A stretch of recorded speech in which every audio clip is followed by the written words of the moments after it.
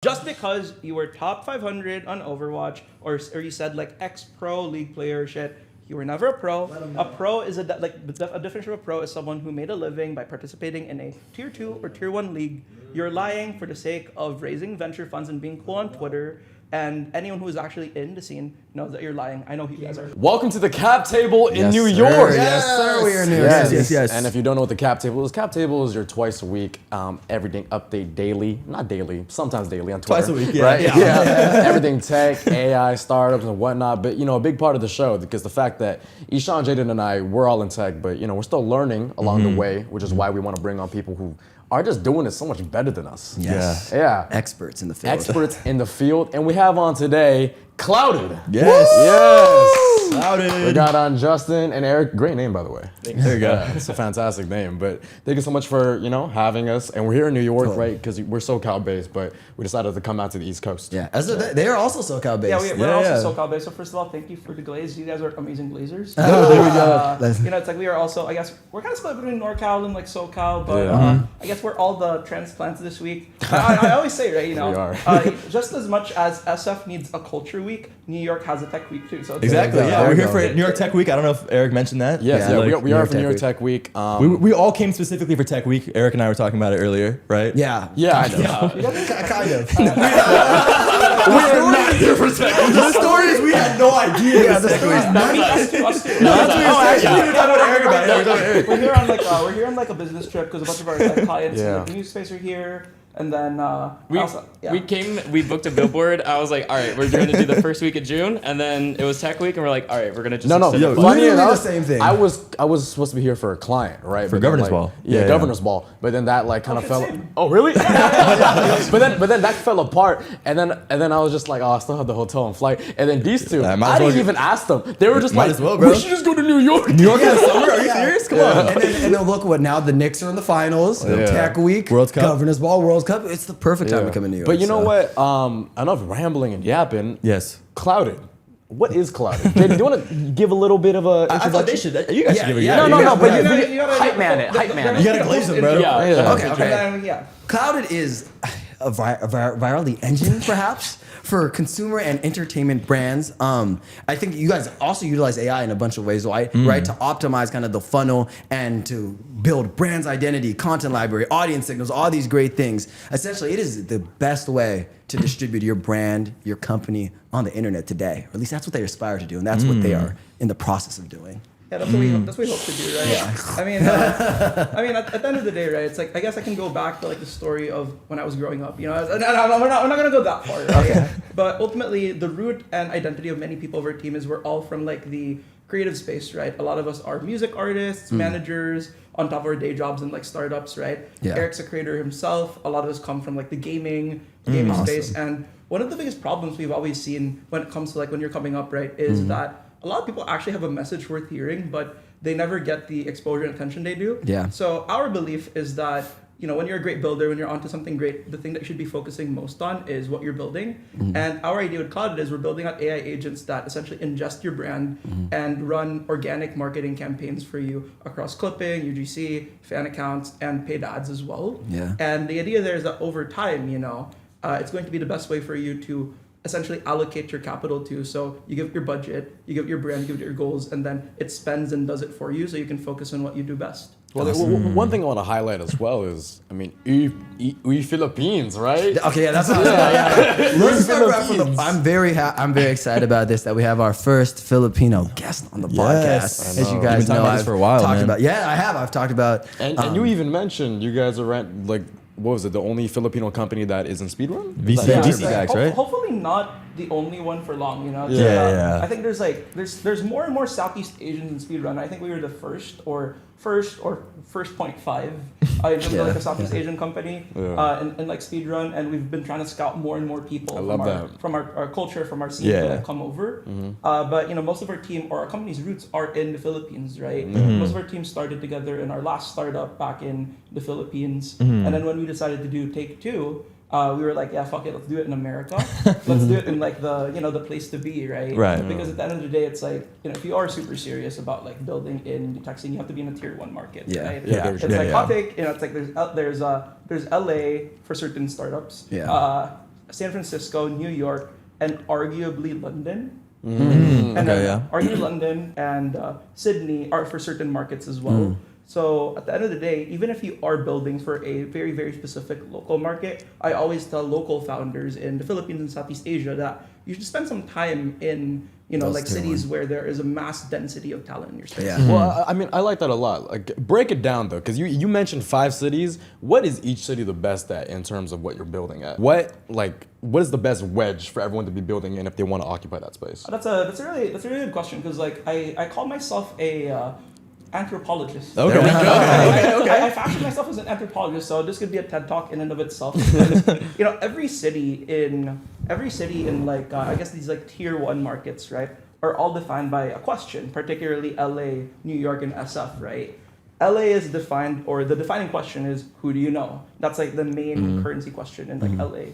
In New York, it's where do you come from? What's your pedigree? Like, what stuff do you already have? Yeah. And then in San Francisco, for better or for worse, it's What are you what do you building? know, right? What future are you trying to build? Singapore is very, very similar to New York because Singapore is like the finance hub of Asia. Right. Yeah. Sydney is a lot more similar to like San Francisco. There's a lot of like really good like builders there. That's why if you notice, a lot of the Founders Inc. and like YC batch right now, there's more Australian accents now. In, like, Yeah, there's a lot. There are a lot. There are a lot on Twitter. I've been studying this. Yeah. It's like you can look at like the recent like Founders Inc. like recap videos or YC recap videos, and you can see so many people from down under coming down under. Shout outs to all our Australian KV friends. Awesome. Wow, that's amazing. Yeah. Well, I want to take a step back though. Okay, so you mentioned that you guys had started in the Philippines, Yes. and one of the ways you started was throwing like a 20,000 person festival, EDM festival in Manila. You say Indian? EDM. This guy, bro. Anyways, how do you go from that to creating kind of like this virality, like I mean, almost like an agency, but also an AI marketing company? I mean, the gist of it, right, was that we started a festival about 2 years ago because I just moved back from the US. I went to college in the US. Okay. Most of my life in the Philippines, right? Okay. And I realized like electronic music was like dead in the Philippines, and I'm the kind of guy, right? Really? where, But Filipinos love EDM, bro. well, at least because in of me, America. right? Because of me. Cody. Said I put the whole country on. Cody. So I think I've earned the right to call myself Filipino EDM Jesus. Okay. The Philippines will say that, by the way. It's like as voted by the people. As voted by the people. First there of we all, go. check comments on some of my reels. But it's I did not coin this term. Thank you, RJ, for these. But I will say that I went back to the Philippines 2 years ago.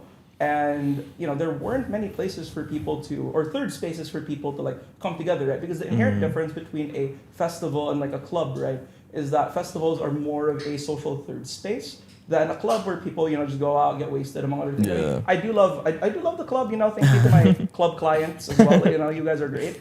But festivals are a lot more all ages. They're a lot more Yeah. wholesome, whatever, and wholesome to a degree. Yeah. To a degree. Wholesome to a Yeah. degree.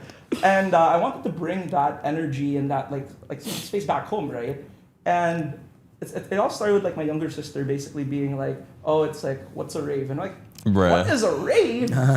But it was really difficult to like get that thing started, right? Because there was no distribution, there was no basis for a scene there. We had to convince a lot of like DJs to like come over, make that risk, and like fly out, right? But even then, even if you have an act like a Zed or an Millennium coming over to your event, it's how do you get that word out to the people? Now the problem was we were like 3 or 4 people working on the festival because at the time we were still working on Clouded's original version of the startup, which we were building like AI gaming coaches, AI game companions. Right? Okay. That's what we got into speedrun with. So I was like, how are we going to run marketing for a 20,000 person festival with minimal people? So we ended up we saw the rise of clipping, we saw the rise of like these UGC accounts. We saw that like the best funnel is to take all of these organic content once you test it out and then funnel them to paid ads, right? So we were like, yeah, it's like, can we, especially with the rise of how AI agents are getting good, right? I always say that the models are only getting better and better at doing things, but at the end of the day, when you have even if you drop the best marketer or the best, someone doing good at marketing operations into something that they have zero context or zero knowledge on, then it's probably gonna suck, right? Yeah. So what we ended up doing is essentially building out a shared context graph of all of our past events, essentially like a second brain for marketing of all, because the festival wasn't the first event that we ran, right? We ran a lot of like smaller shows up until that point, and we had access to a lot of our artists' data. They shared that too. We had a lot of like market data from the Philippines, and we basically built out it's essentially like an AI second brain that maps out the scene, maps out the people in it, maps out everything there, and then use that to power agents to automate our marketing campaigns for festival. And from there, from a 4-person team, granted like only one person was like working in marketing, we were able to run a massive operation to essentially psyop people into believing EDM was a much larger genre than it actually was in the Philippines. And then I like to call it like manifesting, right? And it did, once everyone thought everyone was going to do that, everyone went. I see you invited a lot of my friends out too, like the boys. Jimmy, Fred, and all them. I don't know where my invite was, but Damn. This year. I was at your turbo party like a couple of years ago, or like last year or something. The Halloween And then one? we were trying to find and say hi to people, and I was like, "Where's Ergo?" The Halloween ones, yeah. I was like, "You would have actually been at the event if we ended up meeting, dude." Damn. You guys went to the Philippines, bro. I know. Wait, so talk to me. Oh, sorry. I want to talk about like a little bit more about that marketing strategy. I want to talk about his DJ career actually. Oh, okay. We dropped that he like the music stuff, but like Yeah, like let's why? talk- Why are you in the music scene? Yeah, that's let's your talk about question. I want to know about like your background in music, and I'm curious. Do you think it helped you? Like, in what ways, and is it similar and different than what you're building with your company? Like, how are the marketing strategies similar? How did it inform some of your strategy with Clouded, and kind of where does it diverge as well? Yeah, so I think like the entire story behind like my DJ career is in between startups. As with many founders, as with many people who are in their quarter life crises, I picked up DJing. But when it comes to like hobbies, I am very neurotic when it comes to my hobbies. In that I always tell myself I set a start goal and an end goal in terms of like I want to get really really good at it, then drop the hobby, right? Okay, because yeah. because what's this like? At the end of the day, my passion is still in like actually building like the thing that we're doing, but I do need a hobby. I call it picking up hobbies so I can get different perspectives on the world, I love right? that. And I always knew that in the second startup I wanted to be more deeper into like the music and like creative industry, right? And I was like, what better way to understand the pains of being an artist or the struggles of being an artist than becoming an artist myself. There we go.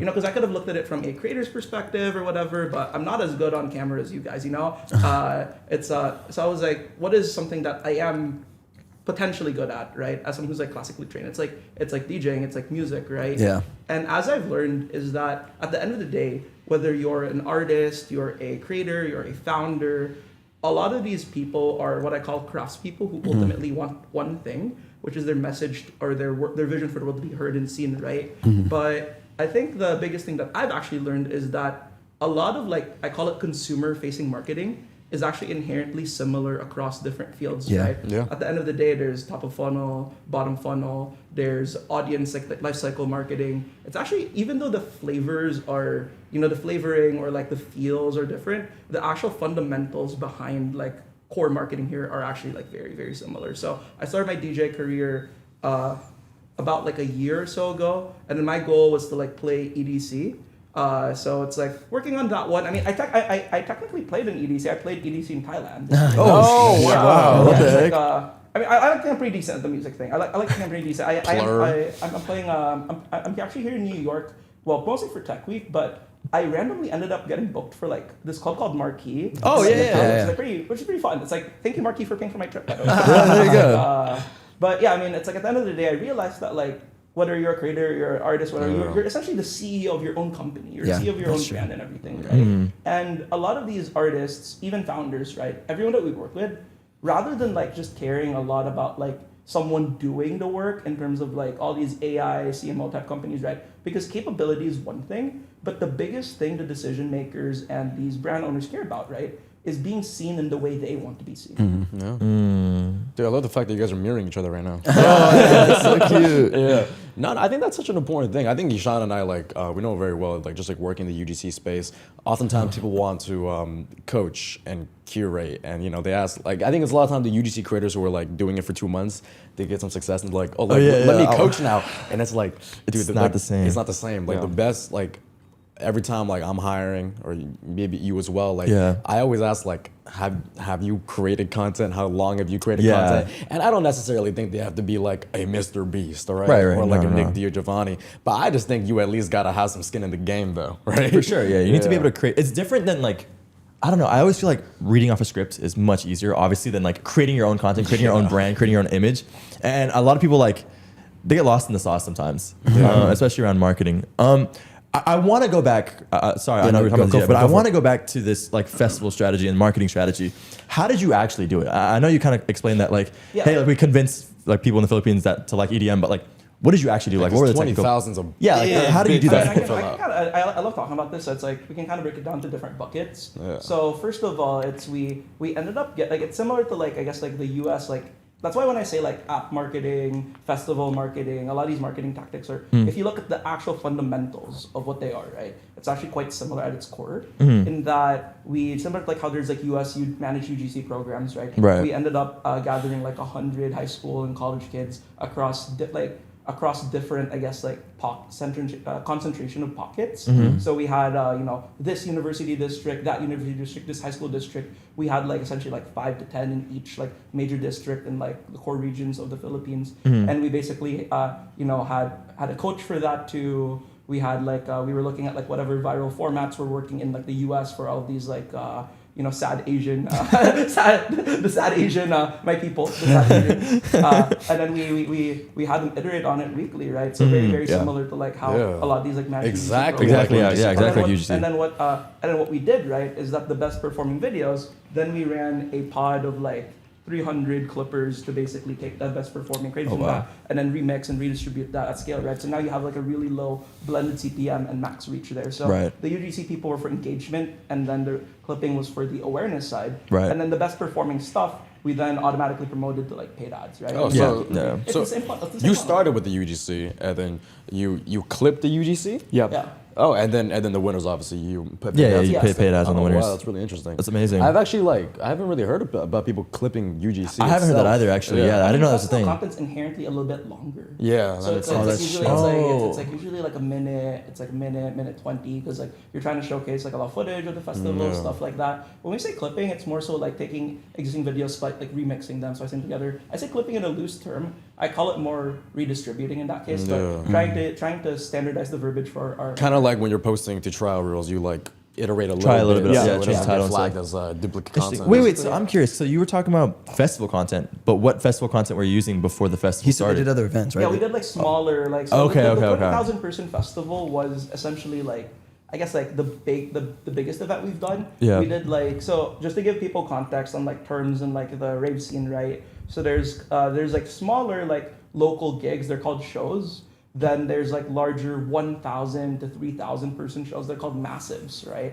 That's it. Like if you're an oldie in like the rave scene, you'll appreciate this. And then it's only really a festival when it hits like like a 6,000-10,000 person scale. So we ran gigs, we ran massives, and then we built up a lot of like footage from that, right? Yeah. And then obviously it's like You found PMF.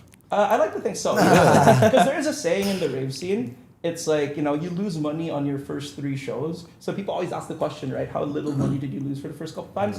And we lost as little money as possible, enough to survive the book Zed, which is great. Right. I mean, that's Zed, man. Which is great. But at the end of the day, it's like... He loves Zed. I love Zed. Thank you. It's like, I love Zed too, dude. You're honorary Filipino. Thank you. There Let's we go. go. But basically, right, one of the things that we also kind of did, which is like, we don't do that anymore, but... because we didn't have as much festival footage of like big festivals, we actually ended up like clipping against like US festival videos. Oh, nice. So when I say clipping, it's like we actually were clipping against like US like long set videos, like 1 hour. The set boiler videos, rooms. the boiler room stuff like that. Yeah. And then we just like told people, oh, this is our festival. I was like, first of all, we don't do that. First of all, we don't do that anymore. We have enough footage of our own. But we because at the end of the day, right, there was basically zero distribution of like rave culture and rave content in the Philippines. Right? It's never reached the algorithm of the Philippines. So what's the only way we take that? We have other people. You were you were LARPing for profitability. There you go. I was Fake it till you make it. For the culture, that's a good way to spin it. That's a good way to Because spin sometimes it. our friends will be like posted up at like a really nice restaurant and we'll just screenshot the story. And just it'll post it. No, so I never really say that is the festival. I say this could be the festival. There you go. That makes sense. If we all come together and have the event and pay Justin $250, There we go. then this This is what it could be. This is what it could be. I like I that. mean, Eric has a lot to say about like this kind of stuff in terms of like I guess like destination making people feel something, building a world. Eric, you want to I mean, one of the other things we did too is what we call influencer seeding. So a lot of like influencers don't love posting on their own page. So what we'll do is we'll actually capture content with them and then run that through clipping, because it actually effectively is like 1/5 the cost for brands. And for our festival, it's like, oh, these people are going to go and we can like maximize the reach there too. I mean, y'all too, as people who have like found PMF and like, you know, do a really good job in this guerrilla like marketing tactic. I think a lot of founders are still trying to attempt that in their own way, right? That's like, the biggest question for everyone is, do you have PMF? How are you, like, what's your distribution? Like, distribution is the biggest moat now. PMF. I mean, like, what is your biggest advice for any founders and people watching this that like are trying to replicate that success y'all have had? Yeah, and also on top of that hot take, do you think it's better for companies to try to do this all in house? Or do you think it's better for them to go to agencies? You might be a little biased, but I do want to hear your. I mean, it's like we always have, we actually like, so we operate on two sides, right? We have our managed service side, and then we have our managed service side, and we have our tool side in terms of like our platform for people to like run this in-house. So I always say the answer is actually like very much subjective. And I actually tell a lot of people, right, that our managed service side may not be for everyone, especially because like we are specialized in like the entertainment, consumer facing, and especially like the music scene, right? If you're trying to do like a B2B company, if you're finding what I call content market fit, I often actually tell a lot of like founders or people that we try to work with is you should actually learn to do this yourself first. You should actually try doing this in-house yourself first. That's my hot take. There's gonna be a lot of people, especially in like the UGC marketing scene in general, people who unfortunately don't have the comfort of venture money to experiment, in terms of they're gonna say like, hey, you should like hire an agency from the get-go, you should hire managed service from the get-go. Right. I actually tell people, if you're finding content market fit, then you should really, really, really try doing it in-house. And the only time you should really bring in a managed service, right, is when you've hit a certain point, when you've had content market fit, when you've had like, I guess, promise market fit of what you're selling, right? Because at the end of the day, marketing, and especially managed service type of marketing, right, is what I call, is anyone here Chinese? I'm Chinese. Okay, perfect. Like there's this like Chinese term called like jiao. It's like basically it's like I don't know what that is Fake Chinese, bro. It's basically like it's like Chinese for like pour oil to the fire, right? In the sense of like a lot about like bringing on like one of like our managed services, right? Is that it's a multiplier. It amplifies something you already have, right? So it's garbage in, garbage out, great results in, or great input in, great input out. If I'm 40xing or 100xing something that's like already at a 50, right, then that's a lot. But if I'm 40xing something that's like 0.1, then you said jiao. Yeah. Oh shit. Okay. You know it. There you go. Yeah. There you go. But it's ultimately it's like that's my actual like hot take, right? My hot take is that like we provide both the tools for people to do it like in-house, white label on their own, love that, yeah. but also like the managed service side as more of a multiplier. Obviously, it's like we make the most money from our managed side, right? But at the end of the day, I always tell founders that you should try to do it in-house, or at least try to learn the early stages, because it's you doing it yourself that only then you'll really learn what you're talking about. Yeah. I agree as well. Yeah, I have a question regarding. It's kind of related to like the agency stuff. So you guys raised a $7 million seed. I'm curious if there were any challenges as you were raising to people. I know you guys have like a tech team as well, and like a whole like you guys are building tech as well with the company. But were there people like trying to pigeonhole you? One is like an agency, like this is just an agency. Like how will this scale? Because traditionally, I know it's harder for agencies to raise venture backed money because it's harder to scale that to the the size of a company that most people think. And two. So that's the first question. Like, what did that happen in your raising process? But two, do you think that is going to be the way forever, or do you think like we'll see venture-backed agencies over time? Because I just feel like both these two are in agencies. There's just so many agencies going around. Yeah. Do we think that's going to become like a play? And those are able to reach profitability oftentimes a lot quicker than a lot of these AI companies that people B2B companies. So I'm just curious if that's something you think that can happen in the future. Yeah, it's like three pieces to this, right? Yeah. First is that we did run into those issues when we were like kicking off like the fundraise, right? Especially because like when we did start, a lot of it was like very manual to begin with, right? Because the way this actually started was a lot of the DJs and artists we work with at the festival were like, holy shit, you guys are really, really good at what you do here. Could you guys like do that for me, right? Yeah. So we ended up signing on a lot of the people that we work with, like Millennium, Tronics, a lot of like our DJ friends were like, holy shit, you guys are pretty good at what you do. Yeah. And then that actually what signaled us to Just pivot. casually name dropping like one of the biggest.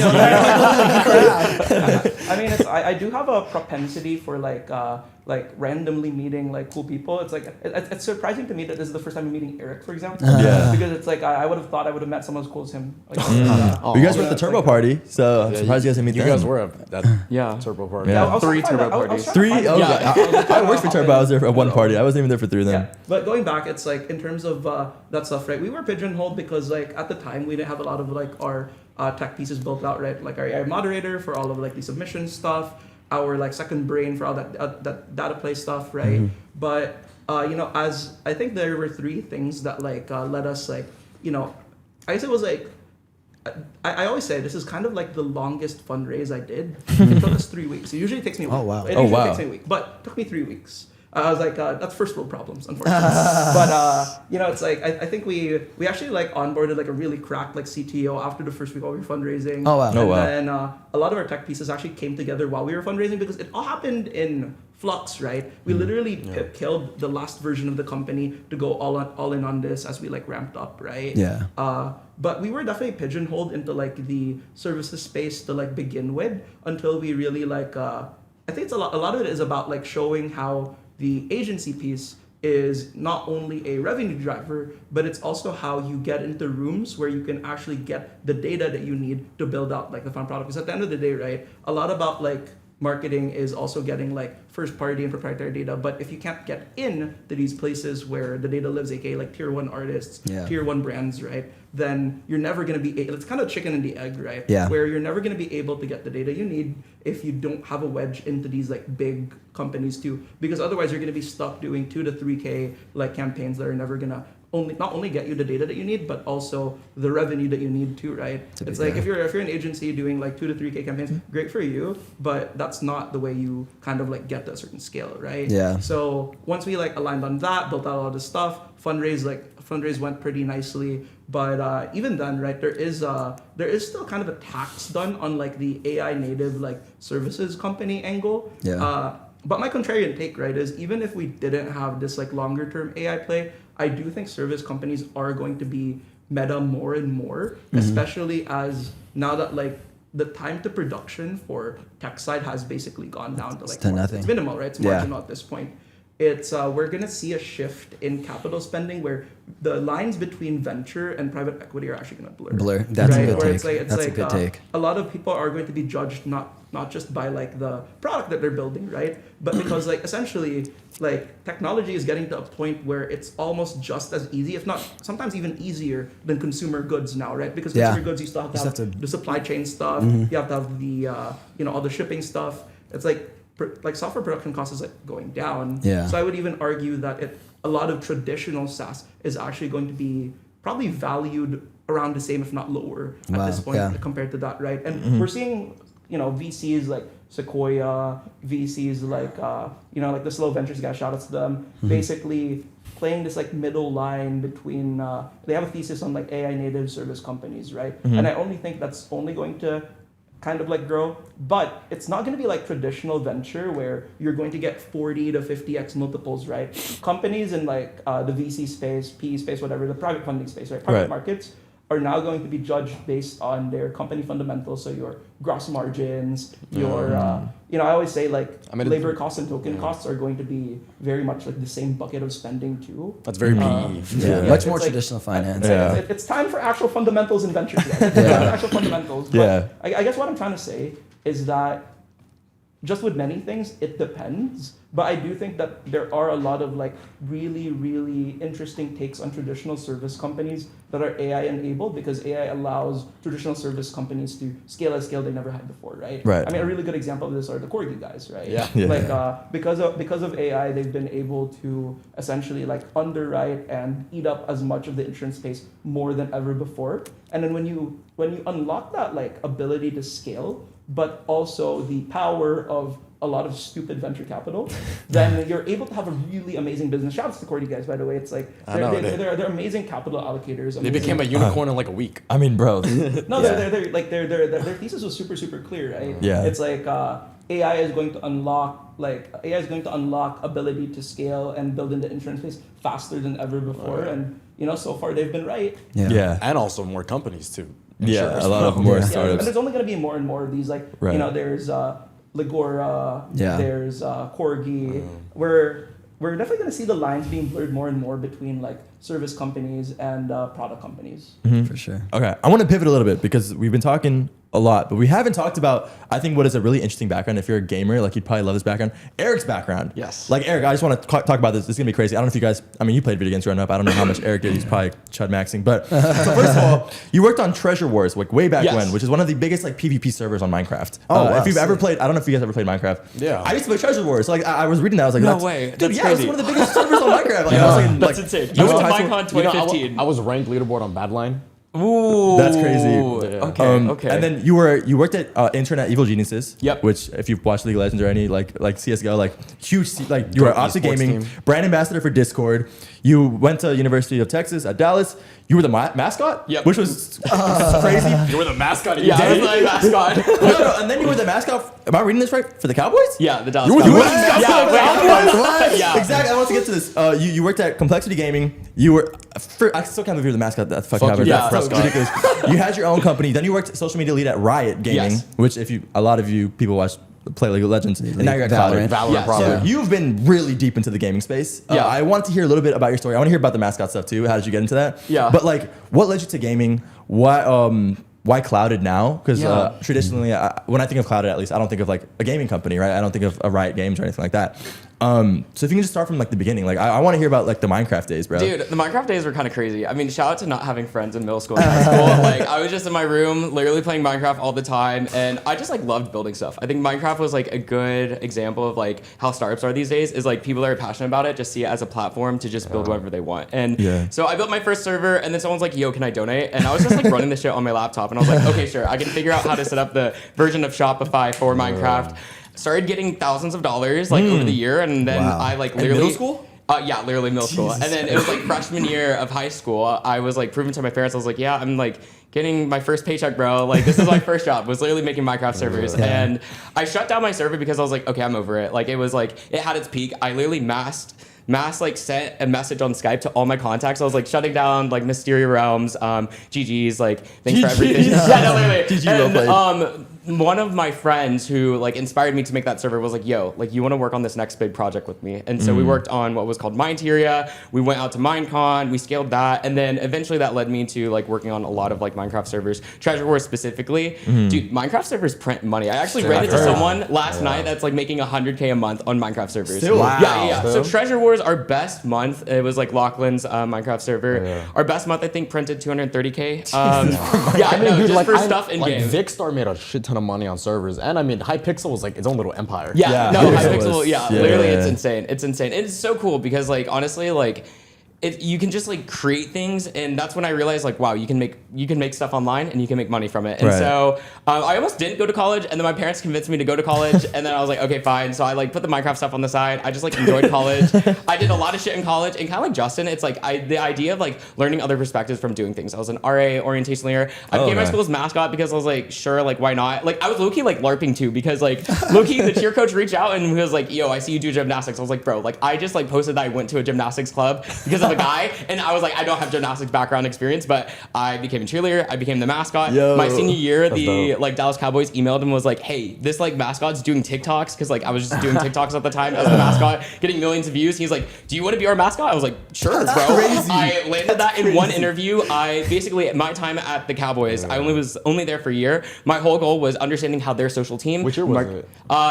2022 to 2023. 2022. Lost Yeah. the Niners that year, I think. Yeah, they did listen to Niners fans. We're Niners fans. We're Niners fans. Yeah. I mean, like, look, I can appreciate the Dallas Cowboys because, like, they built like an entire fan like empire, and right. they understood how to market They're like the things. most valued sports Yes. franchise in the entire so world. crazy. Yeah, to me. and Yeah. so my whole objective there was just soaking in what that team does to market that, and that's literally what I did as the mascot. And Did then you just convince creating- Jerry to pay Dak? No, I, bro. But I met really it, bro. interesting people, bro. Like a mascot's so interesting. It's like living a double life. It's like your Hannah Montana moment. But for me, it was always a side quest of having fun and I guess like being the face of a brand and like seeing that perspective of marketing. The biggest brand. Yeah, it's crazy. It's crazy. No, I mean, he makes a great point because I haven't really thought about it like that. They truly do have like a media empire too with the Dallas, the cheer girls. Yeah. Yeah. That the Netflix whole show, thing, that was a the big Netflix show. show, Even yeah. their training camp. They don't do their training camp in Dallas. They do it in LA, bro. Yeah. They do it for a reason. Yeah. For the exposure. I mean, and like they've always been America's team. Yeah. Yeah, which it's branding. It's branding. It is all branding. Not my team. You know, I still don't understand how American football works. What? I'll be real. Sorry, I'm a. You know how proper basketball works, football. though. Oh, okay. You're a okay. snooker fan, probably. Soccer huh? fan, bro. No, basketball for sure. Basketball. No, I like actual football. He likes Oh, actually you like soccer. We call it soccer in these part of Oh, so towns, World bro. Cup. The World Cup's Soccer. about to happen. Hey, Literally. it's finally it's going to have its 5 minutes of the spotlight in for a while here in the U.S. and then Yeah. disappear again. Yeah. But it's a great time. It's a great time. I'm a Chelsea fan. Okay. Same. Oh, Yeah, there we go. Didn't they just win recently? yeah, it's a Against better Arsenal? times. Better times. I think go back to your question, why Clouded? Me and Justin Yeah. have known each other from the esports trenches. We actually met over Twitter. We met back in Dallas at DreamHack. And I think for me, like I landed my dream job at Riot Games right after college. Because I feel like a lot of kids are looking at this like, if they're playing video games, like I used to play League of Legends Yeah. all the time. Let's go like, yo, Riot is like the place to It be. is. I like Yeah. landed my dream job, but I like 6 months in, we already had grown our social audience 50% in the year of like what 2024, 2025 for the VCT. So North America Valorant, and I was like, okay, I love this, but like I know there's something else out there. Yeah. And I think for me, when I started my own agency, so bro, I mean, I was like so bold back then. Basically, like this one, I'm not gonna name them, but this one esports company was like, we're not gonna pay you a higher raise. Like I was like going after like a director role. They're like, no. So I left, made my own agency, signed their parent company for double my salary. And, I was like, all right. So I mean, esports companies like they're just not making money though. No, but that's not the point of esports. The point of esports is to burn VC money. That's the point, dude. Yeah. Shout out. Wait, did TSM sell their LCS spot? Did they? Was it Oh, TSM? I don't right. know. Did they? I don't know if they I sold don't know. it. I mean, I think I read that the only profitable esports companies are like 100 Thieves because of their merch side. No, there's Oh, also, yeah, you're there's right. also TSM sold it. G2 is also profitable. Oh, G2, yeah. but FaZe, because they FaZe built is a lot of not making money. Solana when Solana was coming up, and then they dumped all that Solana when it came up. So it's like shout outs to crypto. Yeah. It was so interesting. Like, I was at Envy, and then one day my LinkedIn updated to Optic Gaming because they merged, yeah, and I was they like, you know what? merged. I'll take the rest. Maybe it was I guess. Like, You're at Envy? Wow. That's yeah, I was crazy. at Envy, became Optic Gaming. Envy's back again. It was in the VCT, so I was like, wow, crazy. But yeah, why Clouded? I think like for me, after like growing a lot of these brands and even doing content myself, I was like, I loved being, I mean, I just have ADHD. I love like having my like hands on a lot of brands. And so I saw Cloud as an opportunity to scale that even further. So not like an agency side, but building the technology that like really is going to be the next era of marketing. I think the past 5 years have been brands being like social first, like Duolingo. You see a lot of these brands like spamming the fuck out of like short form video content. Right. So, these brands are hiring internal social teams. They're being social first, and it leads to them, like Duolingo, a language app. They made it super cool, and they became like a trendsetter for the past 5 years with TikTok. Now we're going to be in a distribution first era, and I think it's going to be this idea of companies are already having this early adopter like advantage of like doing distribution. So instead of having just an internal team, outsourcing it or leveraging tech to basically do clipping UGC, so you're scaling your content at the size of like hundreds to thousands of videos a week, and I think that's really like where we're going to be going for marketing. Yeah, I'm curious actually. We also interviewed like Jason from Fixate, who also has an esports background. I'm curious do you guys think there's something to esports in the gaming community that, I don't know, suits them extra well for kind of this distribution and marketing side of things? Because, Fixate. We can talk about this for days. We actually have like me, Eric, and Jason actually had this like topic of like about how all the esports people from like the past era are now like have somehow found themselves in not just like the distribution space, but also like startups in general. Yeah. I think it's because we all came from the gulag. We all came from the gulag. Like it's like I always say, right? A lot of people in the esports space are people who essentially like running your own esports project, right? Yeah. Or especially people from the collegiate esports space was basically like running companies with minimal resources and trying to get as much public awareness as possible, so you can get the resources you need from like sponsors, right? Which are, if you look at the parallels to like venture, right? It's very much similar in that. Oh, you start with no resources. You have to convince all your friends to join you. You have to convince people that somehow you have you're in a cave with a box of scraps. So it's worth something. And hopefully convince a very generous benefactor to invest in you with minimal hopes of return. Right? Yeah. It's very similar. It's very similar, right? I think it's also that competitive part as well. Like, Oh, for sure. everyone in Yeah, esports for sure. is, like, there's just competitive to the max. You know what's like also like a huge parallel we see? A lot of like successful founders and people just in the space. They're either like Roblox developers, or I guess like now like the Minecraft servers. Yeah, dude, Or it's games crazy. in general. Yeah, games, Valorant, right? Valorant, a lot of Valorant players. How I best describe like joining Cloud, because so many people are like, why the hell would you leave Riot Games? I'm like, bro, like Clouded to me is like building my Minecraft server all over again. It that's literally is amazing. like built, like startups are like the opportunity of like, I prefer people over process, not process over people. The amount of time I wasted trying to influence other people in the org to just do XYZ, I'm like, I'm done trying to explain to people why this is going to work on social. And if you just don't get that, like we're just going to build it ourselves. Okay. I love No, I mean gaming is basically like good gamers is like it's like a signal now for VC. Like people be flexing on their like Twitter bios, like I was ranked Oh, for X, sure. 500 Overwatch. Yeah, it's For like being a math Olympiad or something. It's like running a math Olympiad is being like I highly have ranked. one call out though. There's a lot of these people in like the tech space right now who are flexing that they were like ex-pro gamers or shit. First of all, you're not a pro gamer. It's Let like, 'em know. just because you were top 500 on Overwatch or you said like ex-pro league player or shit, you were never a pro. Let 'em know. A pro is a definition of a pro is someone who made a living by participating in a tier 2 Let 'em or know. tier 1 league. You're lying for the sake of raising venture funds and being Let full 'em on know. Twitter. And anyone who's actually in the scene knows that you're lying. I know who Gamers rise up. Gamers rise up. Y'all never in your life were at LCS. Y'all were never in Overwatch League.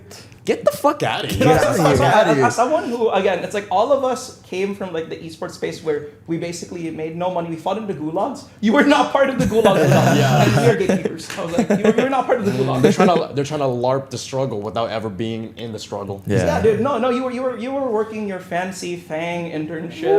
You were working your fancy Fang internship while playing ARAMs and leagues on the weekends. Yeah. And just because you had a nice rank doesn't mean you went through the sacrifices and the gulags we did. It's like Thank you. it's like rappers who like grew up rich, but they rap like they came out from the From the streets. trenches. From the trenches. Yeah, facts. Oh, That's very similar. that's a great point. I know that. Yeah. No, I just think like cascading to like a larger like hot take topic. I do think one of the things I heavily dislike about the Valley industry nowadays, and this is true of like a lot of like I call upcoming spaces because people now see being a founder as a badge of honor, right? Yeah. So now it's like an alternative career path. You know, it's so much cooler No, to we talk, drop yeah. out of Stanford and Yeah, then do yeah. your startup. So now you see all of these random LARPer kids in the Valley. Literally. We talk about that all the time. We talk about it all the time. misrepresent their credentials. These performative tech bros. No, These yeah, performative I mean, founders. being a founder is the new like McKinsey or the new Fang or the new. It's what you're supposed to do. Like it used to be Yeah. something that it was the path less It traveled. happened. It Now happened. it's the Yeah. path that everyone wants to travel is dropping out and I performative funds. would say this, dude. Right? It's like the thing I dislike the most are people who are founders for the sake of being founders. Yeah. Because the whole point of a founder is to solve for problems and help people out, right? It's not to be a founder. Yeah. Yeah. And honestly, my biggest turnoff on SF Hinge is when I meet a guy or a girl, go on a date with them, and they say like, oh, like why are you a founder? And they're like, oh, it's like I love being a founder because I want to be a founder, and it's and I love that. It's like What is that? I've always wanted to be a founder. Worst Hinge line, worst Yeah. Hinge convo I've had. I was like, "What's your hobbies?" I want to know you. I want to Yeah, get to know yeah. you. Like what, like I want to know what makes you happy. They're like user-centered design. No.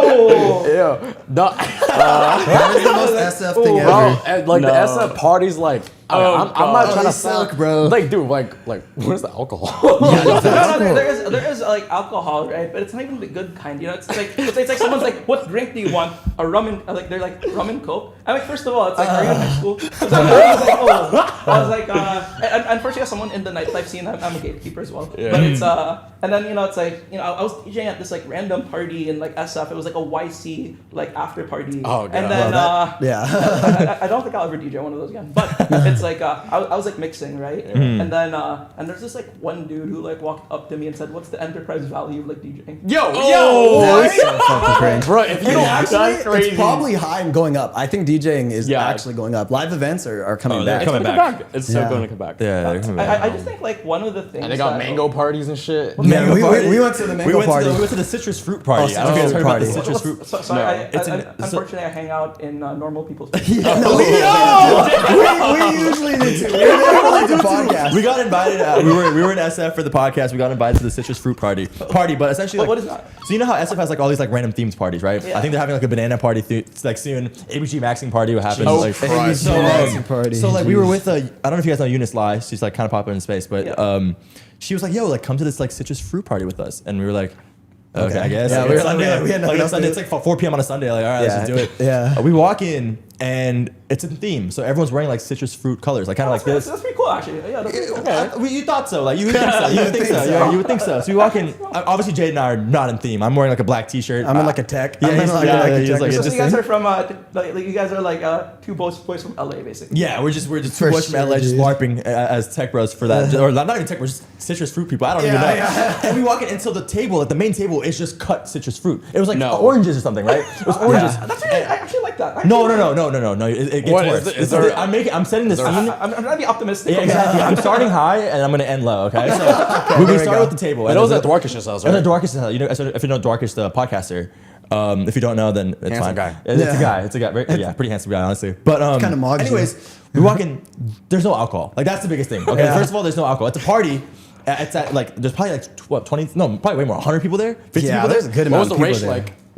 The ratio you said? Yeah. It actually wasn't too It bad. wasn't too but bad. I would say like 60-40 men to female, which is not bad. It's Yeah. really Good good. actually. Oh, that's actually like That's really good for actually SF. That's like 30 guys, 70 girls for SF. Yeah, It's conversion rate. It's not bad, but It's really good. But so there's no alcohol. Jaden's like fiending the fuck out. He's like, Yeah. yo, like there's no alcohol. Like Can we people talk, are. you know, my parents watch this podcast and they think I'm an alcoholic now. My mom was like, Jaden, do we need to talk? I'm like, no. So Jaden's like feeding, like Jaden's like looking in Dorcas' like closets for like alcohol and stuff. Like we can't find it, and so we just start talking to people. You know, No, but didn't he see like a half-empty White Claw and he was like, yes, he did. No. So like that. Pretend like that poppy like Yeah. cut. But it's because it was so like Jaden's boring. like- I needed something to It's like take a rabbit, that like a off. rabid animal, right? Like a rabid animal, and it's not because you're not alcoholic. It was just the party was so lame. It was and so so- he's like, bro, I need to be drunk for this. He grabs like a that's White fair. Claw. He's like, yes. Completely empty. Also, by the way, the people that host the citrus parties, I wasn't there because I had a fever. My bad. However, I want to go to one. No, we okay, also great went to the concept. mango party. We want to go to the Like, mango now- party. Now that I actually hear the concept, I think it's a great concept. But- The concept's amazing. You know, I'm It's thinking cool. like you do like you know like an old fashioned. You have the orange, Yeah. like the pure. And honestly, we're It's roasting. pairing. No, It's we're it was glad fun. It they was fun. invited us. Yeah, and we want to go to the mango party. We were sad we missed the mango it party. was just we were There's culture there's- shock. Mango parties sound great. There's other I love fruit parties. mangoes. But just anyways, Filipino. They're doing a banana. the They're doing a issue- banana party The next. issue with the party wasn't like the theme. Like I think SF is really cool that has themes. I like themes. Like in LA, we've tried to throw some theme parties. It never works out. We've never tried that in our Yeah, lives. bro. When have we Is it tried to is throw a it- theme is it a party, banana bro? party because a lot of like the Asians in the tech scene are like yellow on the outside and But white on the inside? Is that what it's I couldn't tell you. I couldn't tell you. I just think it's a provocative fruit. Yeah, it's provocative. But essentially, the problem was like every time we would talk to someone, it was like an NP. I felt like I was in GTA. Yeah. With like control, like The press same dialogue X. every single Like, time. I had to press Skip, X to skip, skip, skip, bro. skip, Yeah. skip. Yeah, literally. Because the first question in SF is never like, "Hey, what's your name?" It's always like, so, What are like, you building? What are you building? It was always, "So what are you working on? What are you building?" And it's like, How much did you raise? And it's like, bro, like, Bootstrap, VC. You know, and it's that, and it's also like you find out like a lot of those people are like just LARPing. Like they're, Yeah. they're not. We were actually talking to this doing one girl. anything. They can, it's like, you know, I realized, right? Again, we talk about this a lot in the house because we come from a scene, aka like the music scene and like the gaming scene, where it's such a small space that if you do lie and misrepresent, people will talk about it. Yeah. Yeah. A lot of people, and it's very like you know, it's like misrepresenting even by a little is seen as inauthentic and fake in like the music Yeah. scene. Word And you're is gonna bond. you're gonna get excommunicadoed from the scene Yeah. by doing that, right? Then I realized in the startup scene, which is like I guess like not necessarily upsetting, but I mean it is upsetting. But it's like it's like you can just lie, huh? you can Yeah. just lie. Just lie, No, I mean, dude. people all the lie about time. revenue all the time. Yeah, Like, yeah. it's To raise users money. all the Are time. you saying it's a grift off? It is a grift. for off. sure a It's- grift Yeah, that- for that- sure, it bro. is It's such a psychology. grift It off. really is. It's Yeah, just for psychology. Well, sure. the thing is, like, I think like the everyone in SF and like the tech people that like us that we talk to, they're always like, "Why do you guys live in LA?" And LA has vibes, yeah, and dude. it's like, way more and it's also vibes. like, Get outta here. like I'm from LA, it's home, but also at the same time, it's like, dude, like we also care about our like, our lives. It is We're not from home. the It is Bay. not home for us. We're from the Bay Area. Yeah, and we moved to So LA. here's the hot take I have, right? A lot of people say you have to be in SF, and we do have an SF office. I spend the weekdays, Mondays to Thursdays in SF, and I spend the weekends Oh. in LA. Oh, that's kinda I commute- sick. I commute- Yeah. I commute. Shout outs to Frontiers like. I told him about that. I literally said, Yeah, I on literally your said, pass, I would- bro. I said I wouldn't mind doing that to do literally what I he's do it. doing. Exactly. Yeah. But I always say, right, that as a founder, the company actually cannot perform if you are not in your best state. 100%. And you Yeah. can optimize for what puts you in your best state. And if you're a social individual and you like having a normal life, then you should go to where normal feels for you, right? Right. For a lot of people, SF like being like in like the boiler room of like constantly being on that grind. That is normal for people. Yeah. If you're someone who enjoys that double life of like culture and deep work, Type New York's shit. that place. Oh. If you like too. if you like being in the social jungle, then LA's that LA, place for you. It's yeah. different stroke for different books. And at Right, the end of right. the day, it's like what is best for you and what gets you in your best mental state is where you should be. Yeah, I agree. And I guess like that said, it's I my co-founder, right, like my co-founder Adrio, who's Singaporean, and we have this like thing in the I think it's more of a me thing where every time I quote someone else, I say it in their voice. So he's Singaporean, right, and it's and I like to think I have like a great like voice impressions of many people. He does. But what's this? He has this thing, right, where in SF the first thing people ask is like, what are you building? What's your revenue? Yeah. What's this? Or like, what are you building? What's your revenue? Who did you raise from? They try to decipher a lot about you because that is how they try to like figure out, hey, how could we work together, right? Yeah. Because everyone's trying to like, a lot of it's actually not done in like bad intentions. It's Okay, just that okay. they're socially inept. But it's like, a lot of them are actually good people at their core. Yeah, yeah. I'm actually like, rather than rage beating, I'm actually like saying here, like a lot of people are actually just trying to be helpful. And, Yeah, like, yeah, you for know, sure, whatever. yeah.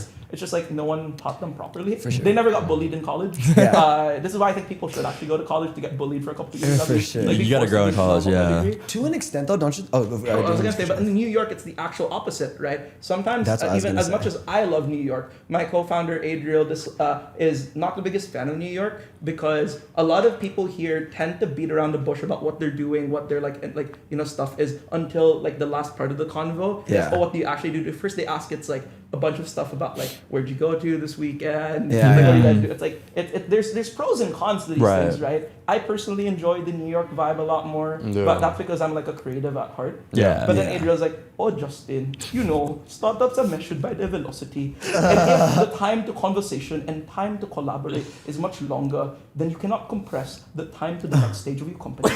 Yeah, I'm crying, goated. son. That's kind of wild. That's wise, yeah. Well, like that I mean, I think like SF is like it's the tech climbers. LA, like you have that in terms of like the entertainment industry. Everyone's trying to be an actor. Yeah, you have everyone's trying to be social a climbers, comedian, yeah. singer, artist. For In sure. New York, you're trying to heal your inner child. But I actually, This is where we should be, guys. We all gotta be New York. I think to an extent, I also think New York has a lot more of where did you go to college? Where do you work? Yeah. Yeah, like It's yeah. that, and what it's like that finance. And, Yeah, it's the more like yeah. traditional kind of path. So, wait, like, one there's more climbers thing. everywhere. Yeah, there's climbers everywhere. It's just Aren't we different all ways. climbing in our own way? Yeah, I Yeah, mean, it's yeah, human for sure. nature, right? Wait, I actually want Eric does a good impression of one of our good friends who's been on the podcast, Arlen. Do you guys know Arlen? Yeah, no, I took him to his yeah. first rave. I love the Oh, we were just we were just Arlen. yeah. Okay. Last night, I yeah. took him to Stay in Bloom. Oh, And we were SF? talking about Yeah, that. with Eric Zhu. Yeah. Yeah. So basically, what I They did. FaceTime me in the car there. I know I was there. I was there. I said hi to you, dude. What the fuck do you mean? Yeah, I Eric's followed me on so Twitter big. after anyway. It's like I always tell to a lot of these like younger founders, I am their rave uncle. Yeah. And because a lot of them like end up like I guess giving up a lot of their like childhood or college experience. For sure. Yeah. I was very similar to them. I was working on my first like VC backstart when I was in college, but I had like older senseis who like showed me that it shouldn't just be it should be all building but also having fun. Yeah, So that's I was dope. like I think these young kids are way smarter than I ever was at their age. But if there's one thing that I can show them, it's a good time. And like as their like unk, we brought them to Stay in Bloom. You're not that old, man. Come on, you're kind of aging. I think, You're I, already- I think he's Eric already has a joking. great time on his own. Eric No, Zhu. it was Arlen though. It's like Yeah. Yeah. Arlen has a lot of fun too. Arlen has a lot of fun. Recently. Yeah, but it's like we took them like we took Arlen to his like first rave there, That's and then dope. I taught them the first lesson. You're on your own. so basically, it's like Stay in Bloom. We have a bunch of like clients there. Yeah. Like we've done some like shows with David in the past and stuff. So I was Sick. like, I'm doing my rap because I go to raves I go to raves to vibe, but I also go to raves to sell B2B SaaS. Okay, Right. we're not the same. It's like so I went. I I go to Raise to sell B2B SaaS as a fire quote. that's the thing. It's like I go to race to sell B2B SaaS. Like that is actually like half my like GTM motion. So Right. I had to go backstage to go meet some people, do a couple demos. Right. I was there for work. Yeah, And yeah. I told the kids, first lesson of a rave, you're on your own. Find your way back to the meetup spot. Have fun. AKA find your rave bay. Find your rave I bay. mean, I like the I hope they do whatever they do, but I am a strictly professional in the rave scene. Unfortunately, this is my work There we environment. go. Yeah, makes No, sense. I mean, like, Can you do the Arlen Can code? you do yeah, the so accent? like, you know, Don't give Arlen, too much Arlen context, from the, just do the code, no Arlen context. from the Zomio, yeah, like, he, well, he was in LA for the first time with us, and he was just like, bro, like, I fucking love LA, bro. Like, oh shit, like fucking SF gets mugged by LA, bro. He was like, bro, SF could never. Bro, SF could never, bro. I thought Kazakhstan. Bro, I'm from Now say the Kazakhstan. iconic line. Say the iconic. No, actually, don't say the iconic line. I think I know what this is. We'll I say know- we'll say We'll do it after. We'll do it off after. camera. Yeah, I can't say the line I want to say, but Yeah, I'll off say it camera. It's so good. That's a classic He says line. it so well too. It's, I know what you're talking about. Okay. I mean, we're over time. We are over time. Over time for surely, yeah. Should we close it slowly wrap it yeah, up? so like, you know, closing out this, you know, the podcast and whatnot. We have a lot of young founders and people trying to make it in life, right? And you know, you guys are all very old, but I'm gonna focus on you two right now, right? What is like an ending statement that you want to tell the young founders and people in the scenes, the strivers watching this? I mean, I was a striver back in my day, dude. Back in my day, I was a striver too. I think the biggest thing that a lot of people in the startup scene tend to do, and even myself to a degree, is that you tend to make your entire work your personality. And you know, I do think that is like, you know, when you're younger, you could do that, right? But then when you get older, you start to realize that being a young founder is no longer an identity that you can have, and a lot of people tend to like, you know, realize like, hey, I'm no longer that like child star. I could no longer like, you no longer have the excuse or the excuse or like the privilege of being able to say I can make mistakes and come back, or I can say like a lot like, or you can do a lot of questionable shit because you're young. You lose that like, you know, pass, right? So I always tell a lot of like younger founders, because I've made, you know, a lot of mistakes when I was like younger too. It's that like have a life outside of your work. It'll help to make your work better. And second of all, don't get canceled. There we go. There we go. Classic. How about you? Yeah, I think my advice is like I spent so many times of like my early careers like trying to prove myself right to people. I was just taking advice from people that would never do the things I was going to do anyways. So like don't take advice from people that are too scared to do the things that you're going to do anyways. That's like what I would say. And then work hard, play harder. Like, you know, There I you think go. There for we go. Clouded, like the best employee benefit is like free tickets to raves. Like Yeah, it's we'll crazy. we'll grind it out during the week and then we go to a rave. They go have fun at the raves. Dude, EDC was like back-to-back sales calls. B2B dude. SaaS. No way.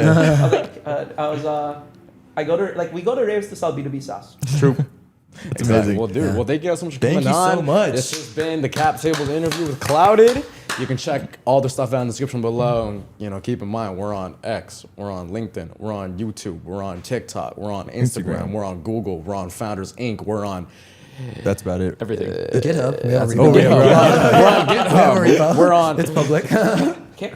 We're on. No, No, we're not on Cake. All right.